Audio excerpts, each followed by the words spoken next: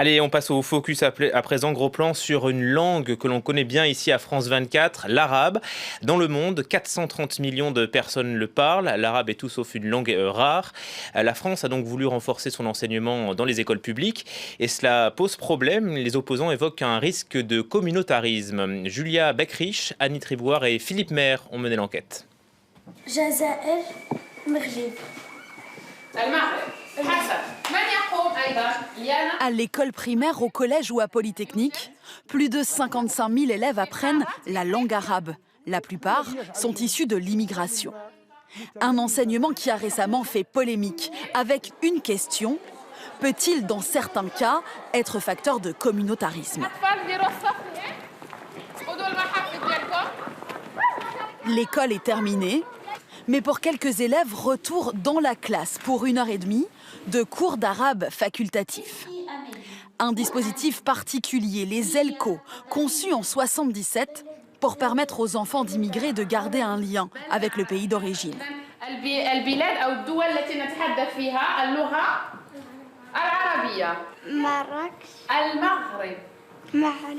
Parmi ces 16 élèves, presque tous parlent un dialecte de l'arabe à la maison et découvrent l'arabe littéraire en classe. La langue que je parle à la maison, c'est pas la même. Est-ce que c'est toi qui as décidé de faire des cours d'arabe? Non, Qu'est-ce qui a décidé? c'est ma mère. Et elle t'a expliqué pourquoi? Oui, Dis-moi. c'est parce qu'elle veut en fait que j'apprenne l'arabe. Quand quelqu'un me parle, je sais parler avec lui.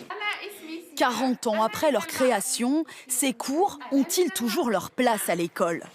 Avec des enseignants recrutés et payés par le pays d'origine, comme Siam Darmouni formé au Maroc, comment s'assurer que les cours respectent les principes de l'école républicaine? Sans me donner des consignes, je sais bien que l'école française est laïque. Et avant de venir ici aussi, j'ai eu des formations dans mon pays, le Maroc.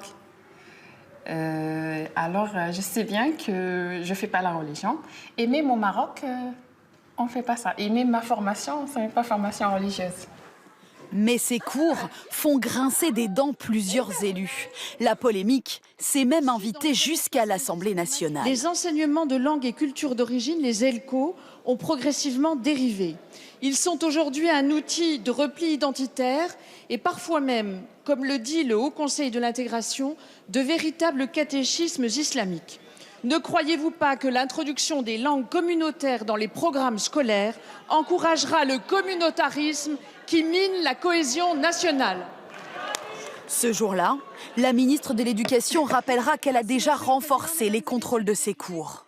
Cette année, cette inspectrice n'a révoqué aucun enseignant, mais elle se dit particulièrement vigilante. Est-ce que vous avez déjà eu à retirer un agrément? Alors, oui, bien sûr. Des choses qui alertent, eh bien, ce sont des parents d'élèves qui reviennent vers vous en disant que l'enseignant parle de religion à l'école. Des choses qui alertent, ce sont des refus de serrer la main d'un enseignant à une femme. Les parents de cette école, eux, ne sont pas inquiets. Quand les gens disent, voilà, on les enferme dans leur culture.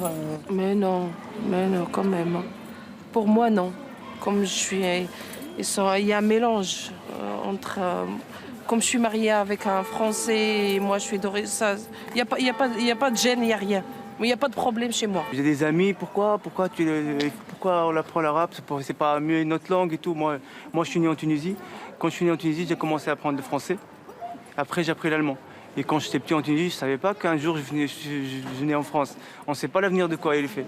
Il peut aller ailleurs, il peut aller, je sais pas moi, à Dubaï, travailler à Dubaï, ça l'aide toujours. Au niveau du collège, Tout le monde est là? 4700 élèves choisissent l'arabe pour deuxième langue vivante. Ici, elle est proposée à tous. Et dans cet établissement, la règle est claire. L'arabe se parle uniquement dans la salle de classe. Jamais vous parlez en arabe dans la cour de récré? Normalement, il n'y a pas le droit, je crois. On doit parler français et c'est juste dans cette salle qu'on peut parler, enfin avec Madame Lala, qu'on peut parler arabe. C'est une règle que tu comprends, toi? Bah oui, parce que t'aimerais pas qu'un jour t'es dans un endroit, les gens ils sont en train de t'insulter dans une autre langue, alors que tu sais même pas ce qu'ils disent. L'enseignante est convaincue qu'apprendre cette langue, souvent parlée à la maison, n'enferme pas ses élèves. Au contraire, c'est les ouvrir au monde. Parler une langue qui nous rapproche de nos origines, ça ne peut être qu'enrichissant, enfin. Et ça risque pas de les maintenir dans une culture qui est celle de la maison? Mais moi, je ne fais pas la culture de la maison. Hein. Je les ouvre vers une culture, vers la littérature, vers la poésie, vers certainement des choses que peut-être chez eux, on ne leur apporterait pas. Pour la ministre de l'Éducation nationale, l'arabe a sa place à l'école, celle d'une langue vivante ordinaire, accessible à tous. Une langue du monde méditerranéen, j'allais dire de manière générale, hein, l'arabe, mais aussi l'italien, l'espagnol, etc. C'est aussi des opportunités économiques derrière. C'est la possibilité d'avoir des échanges avec ces pays, c'est la possibilité d'accroître ses parts de marché quand on est un employeur, une entreprise. Dans les grandes écoles, comme ici à Polytechnique, on a compris l'intérêt d'étudier l'arabe depuis des décennies. De nombreux futurs ingénieurs ou diplomates utiliseront cette langue dans leur contexte professionnel. Voilà pour le reportage. Notre invité Michel Nerneuf, bonjour, merci d'être avec nous. Bonjour. Vous êtes ancien inspecteur pédagogique régional d'arabe. L'apprentissage de l'arabe dans l'école publique en France, ça existe depuis des années. Pourquoi cette poussée de fièvre aujourd'hui ? Alors, je crois que les poussées de fièvre viennent des questions posées par des parlementaires de façon assez chronique et régulière et qui donnent à chaque fois l'occasion de s'expliquer là-dessus. Avec un mélange qui est fait souvent entre, d'un côté, ce qui se passe en élémentaire, dans l'école élémentaire, c'est-à-dire l'enseignement des langues et cultures d'origine, ELCO, qui est réalisé par des instituteurs, des professionnels, marocains, algériens ou tunisiens, payés par les gouvernements, mais sous notre contrôle pédagogique, avec des programmes qui sont les mêmes que ceux que nous avons en France. Et donc, ça, c'est une chose. Et l'autre, c'est tout ce qu'il y a dans le secondaire, donc en première langue, deuxième langue, troisième langue, où l'arabe se situe dans le marché global des langues, puisqu'on a un tout anglais en France, grosso modo, en LV1, un presque tout entier LV2 espagnol. Après, il y a un peu d'italien qui vient, et l'allemand, parce que l'allemand a été fortifié par des accords franco-allemands. Et puis après, les autres langues se partagent le reste. Mais l'arabe a sa place, comme le russe, comme le chinois, comme d'autres langues du monde, qui sont des langues de l'ONU, et langues... évidemment, le contexte géopolitique actuel n'est pas un facteur très motivant pour l'enseignement de l'arabe. Mais malgré cela, là où l'arabe est enseigné par des professeurs de chez nous, par des professeurs d'éducation nationale, dans les écoles, enfin dans les collèges plutôt et les lycées, ça fonctionne de façon très intéressante. Donc il y a un mélange des genres entre l'arabe et la religion ?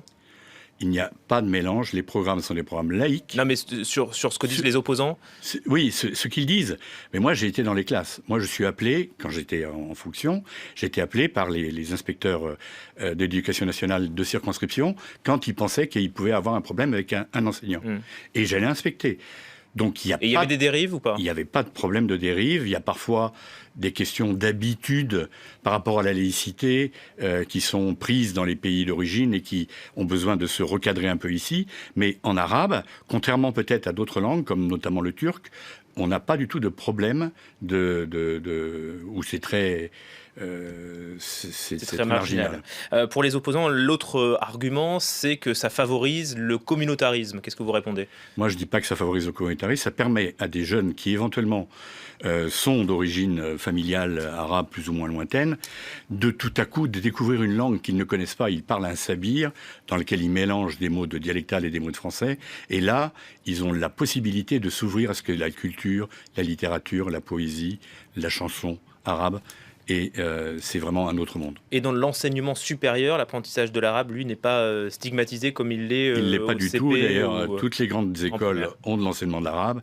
Et les arabisants qui présentent l'arabe au concours savent bien que c'est un des éléments qui va leur permettre éventuellement d'avoir les points supplémentaires pour pouvoir réussir les concours. Voilà, l'apprentissage donc de l'arabe dans les écoles françaises. Merci beaucoup. Merci. Michel Nerneuf d'avoir été notre invité, ancien inspecteur pédagogique régional d'arabe. On retour de l'info dans 3 minutes.